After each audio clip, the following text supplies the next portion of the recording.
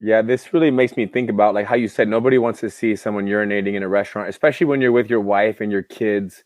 It's very easy to feel offended by that. And oftentimes you want to like show your wife and your children that you're protecting them. So you make a comment, you yell something like, "Hey, don't do that. Cover up."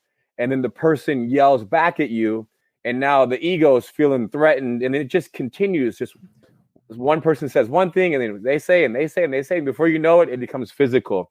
So just your ability to look at people that are doing things that they're not in any way in your space, but they are. He could have been 30 feet away urinating, and now you yell at him. So just really controlling what you say to who. And if you can, instead, just go park somewhere else, drive around the backside of the building, enter through the other side, change restaurants. You know what I mean? Wait 30 seconds until he's done peeing. So anything you can do to avoid talking to anybody, because it's so easy to feel offended. We don't know what the man who was urinating felt when I think he was checked, right? He was spoken to about not urinating. Right.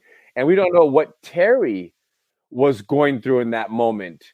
Who knows? He could have had a big argument with his boss, or something's happening in his own world. And when that man didn't stop urinating or gave him the finger or something, who knows what happened?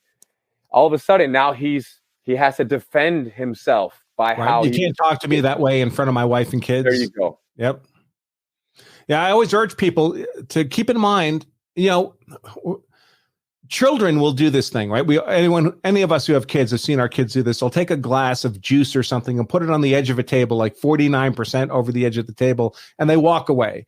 And we know what's going to happen. The cup is going to fall off the table and make a big mess that we're going to have to clean up. Children don't think that way. They don't have the life experience. But as adults, we need to apply what I call maturity of foresight. We need to be able to, kind of predict the future, realize how things might escalate, how things might go sideways. And you don't know who that other person is. You don't know what kind of day they're having. You don't know how they might react to something that you think is perfectly normal. And the difficulty is that once you're engaged in that physical confrontation, to some extent, you've lost control of your future, right? You've just incurred two risks you were not incurring a moment before. One of them is a risk of dying in a fight. I mean, you're in a fight. There's no magic pixie dust that says you're going to win. You can do things like learn BJJ to reduce your risk of losing the fight damn close to zero, but it's never zero. I mean, the guy could suddenly come up with a knife, and then it's, the whole equation has changed. Things have gotten much more complicated. So you've just incurred a greater than zero risk of death, and you've incurred a greater than zero risk of going to jail for the rest of your life if you end up killing that person. And of course, you can reduce the risks of going to jail by learning the law of self-defense. That's what we teach here. But it's never a 0% risk. So the moment you're engaged in that fight, you've just incurred those two risks, a greater than zero risk of death, greater than zero risk of going to jail, that you weren't incurring a moment before. And I just urge people to think there are circumstances in which it's worth incurring those risks, but there are not a lot of them. So if you're going to incur those risks, make sure you're doing it in an informed way. And frankly, that you've prepared yourself to deal with those risks competently.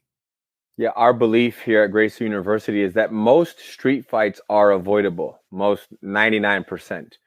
And that you talked about the foresight, you said? Yeah. Right. The ability to have that foresight and to kind of look at where things might go and, turn the other way and ignore it. And it's interesting because there's just so much stress. Everybody is so stressed out with so many things, whether it's your work, your relationship, your children, who knows, your weight.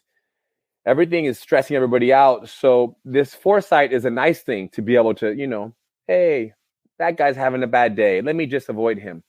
But because you are also caring so much, you get caught up in the words, in the swearing and the pushing and the verbal words first.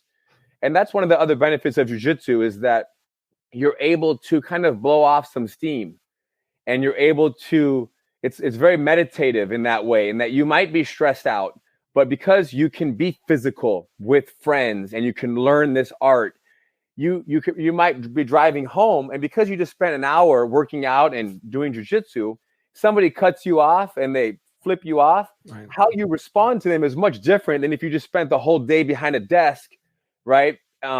Not performing to the level that your boss wants you to perform to, and you're getting, I guess, all kinds of corrections from your boss, or you blow it off because you just spent an hour sweating and life is good. And you say, you know what? They're having a bad day. I'm feeling good about myself. And you go home. So I've had so many people tell me that they feel better when it comes to the arguments with people at work or family or their children. They just respond differently to people's pain because of Brazilian Jiu-Jitsu.